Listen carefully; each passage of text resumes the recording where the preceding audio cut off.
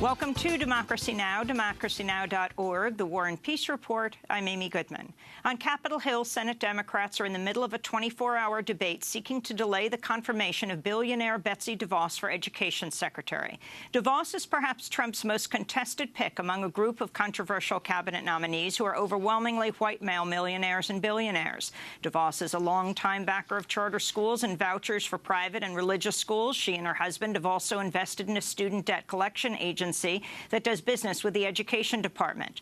On Monday, Senate Democrats took to the floor of the U.S. Senate to begin the 24-hour debate in efforts to convince a third Republican to join them and vote against DeVos, which would sink her confirmation. This is Washington Senator Patty Murray. Madam President, this nomination is dead even right now, on the razor's edge.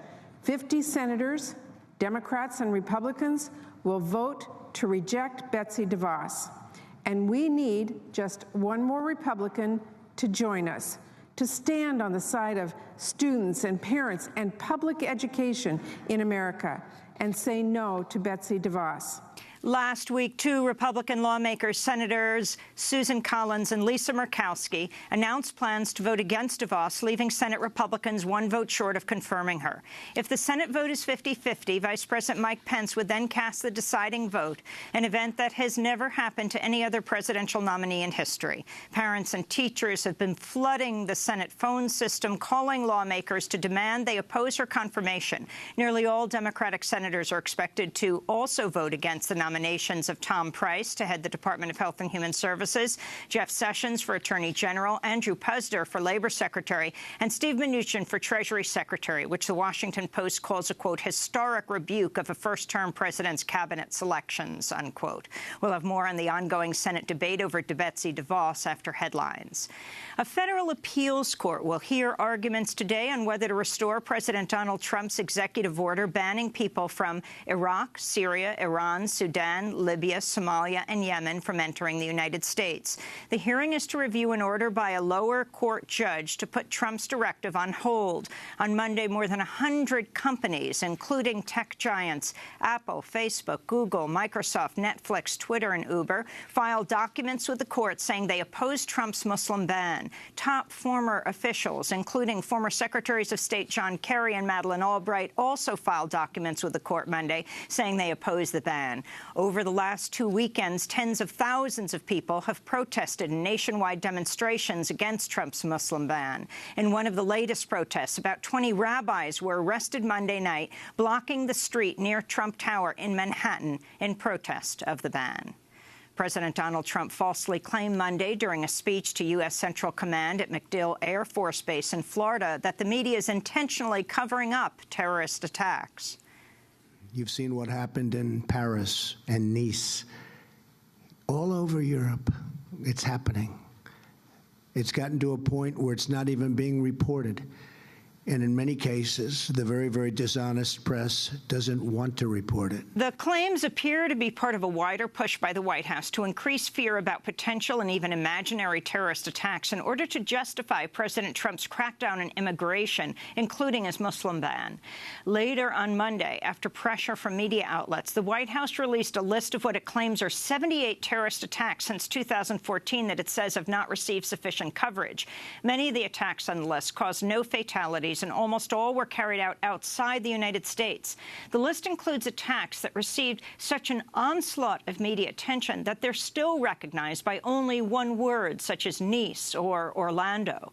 The list also included multiple misspellings, including misspelling the name of San Bernardino. In response, California Congressman Pete Aguilar tweeted, quote, "You can't even spell San Bernardino, but you exploit our community to justify your Muslim ban," unquote. Meanwhile, new information has emerged showing that counselor to the president, Kellyanne Conway, has repeatedly made false claims about a non-existent terrorist attack, which she called the Bowling Green Massacre. Conway's comments first sparked controversy after a February 2nd interview with MSNBC's Chris Matthews, in which she attempted to justify President Trump's Muslim ban by citing a terrorist attack in Bowling Green, Kentucky, which never happened. I bet it's brand new information to people that President Obama had a 6-month ban on the Iraqi refugee program after 2 Iraqis came here to this country, were radicalized, and they were the masterminds behind the Bowling Green massacre. Most people don't know that because it didn't get covered. After widespread criticism, Conway said she misspoke when she said massacre and that she intended to refer to the case of 2 Iraqi men living in Bowling Green who were arrested in 2011 on charges of having attempted to send money and weapons to al-Qaeda in Iraq. Their arrest led the Obama administration to implement a more extensive screening process for Iraqi refugees, but not to impose a ban on Iraqi resettlement. However, it's now clear that Conway did not misspeak at all, as video and quotes of her making the same claims in 2 previous interviews have surfaced. In an interview with Cosmopolitan on January 29th, she falsely claimed, quote, 2 Iraqi nationals came to this country, joined ISIS, traveled back to the Middle East to get trained and refine their terrorism skills, and come back here and were the masterminds behind the Bowling Green massacre of taking innocent soldiers' lives away, unquote. This is not true. On that same day, Conway did an interview with TMZ in which she made the same false claim. It was President Obama and the Congress who identified these 7 countries. So President Trump is just following on. President Obama suspended the Iraq refugee program for 6 months in 2011, and no one certainly covered it. I think nobody noticed. He did that because, I assume, because there were 2 Iraqis who came here, got radicalized, joined ISIS, and then were the masterminds behind the Bowling Green attack on our brave soldiers. Senior advisor to the Democratic National Committee, Zach Petkanis, said in response, quote, the Trump administration was so desperate to sell their increasingly unpopular and likely illegal anti-Muslim ban that they actually made up a terrorist attack to scare people into acceptance, unquote. Media watchdogs have called on cable networks to stop booking Kellyanne Conway for interviews because of her lies. In Britain, Speaker of the Commons John Bercow says he will refuse to invite Donald Trump to address the British Parliament during Trump's upcoming state visit, citing Trump's racism and sexism. After the imposition of the migrant ban by President Trump, I am even more strongly opposed to an address by President Trump in Westminster Hall. I feel very strongly that our opposition to racism and to sexism and our support for equality before the law and an independent judiciary are hugely important considerations in the House of Commons. More than 1.8 million Brits have also signed a petition seeking to stop Trump's state visit entirely, arguing, quote, he should not be allowed to make an official state visit because it would cause embarrassment to Her Majesty, the Queen, unquote. The British Parliament slated to debate the petition on February 20th. Back in the United States, New England Patriots tight end Martellus Bennett says he will not visit the White House with the rest of his Super Bowl winning team because of his opposition to Donald Trump. President Trump has acknowledged his plans to dismantle the DoddFrank financial reforms are inspired in part by a desire to help his banking friends. DoddFrank is a set of financial reforms implemented after the 2008 financial crisis.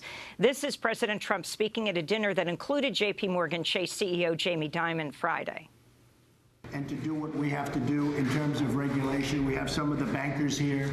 There's nobody better to tell me about Dodd-Frank than Jamie, so you're going to tell me about it. But we expect to be cutting a lot out of Dodd-Frank because, frankly, I have so many people, friends of mine, that have nice businesses. They can't borrow money. They just can't get any money because the banks just won't let them borrow because of the rules and regulations.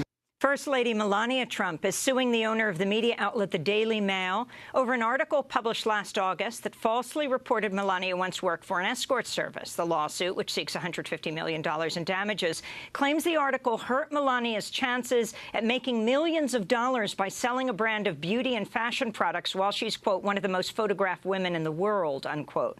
Her lawyer is Charles Harder, who also represented Hulk Hogan in his $140 million lawsuit against Gawker, which caused Gawker to shut down.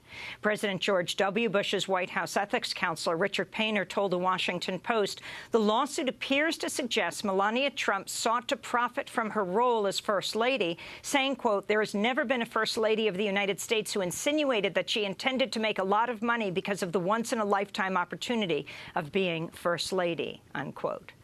In a shocking new report on Syria, Amnesty International says as many as 13,000 people have been hanged in a Syrian government military prison between 2011 and 2015.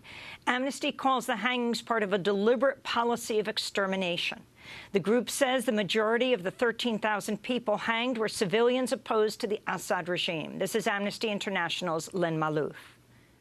The new findings in this report are about a systematic campaign of mass hangings, whereby every week, usually on Mondays and Wednesdays, groups of detainees, of between 20 to 50 detainees, would be taken from their cells, told that they would be transferred to civilian detentions. But instead of that, they were taken to a cell in another building inside of Sidnaya, where they would be hanged. The Israeli parliament has approved a highly contentious bill to retroactively legalize Jewish-only settlements built on private Palestinian land in the Israeli-occupied West Bank. Its passage was celebrated by far-right Israeli politicians who called Monday a, quote, historic day for the settlement movement, unquote. The legislation is uniformly opposed by Palestinians and is highly divisive within Israeli politics. Israel's Attorney General calls the legislation unconstitutional and a violation of international law. This is opposition leader Isaac Herzog. Do not give your hand to this insane law that threatens to destroy Israeli democracy.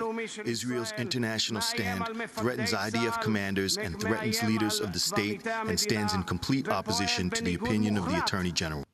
In breaking news from Afghanistan, at least 19 people have been killed in a suicide bomb attack outside the Supreme Court building in the capital, Kabul. At least 40 more people were wounded. The death toll may rise. No one's claimed responsibility for the attack so far. And here in New York City, high school and college students are planning a walkout today to protest President Trump and his executive order seeking to ban people from 7 majority Muslim nations from entering the United States.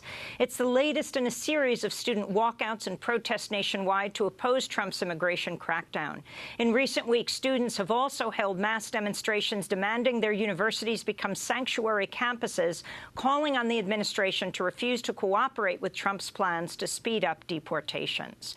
And those are some of the headlines. This is Democracy Now!, democracynow.org, The War and Peace Report. I'm Amy Goodman. And I'm Juan Gonzalez. Welcome to all of our listeners and viewers around the country and around the world.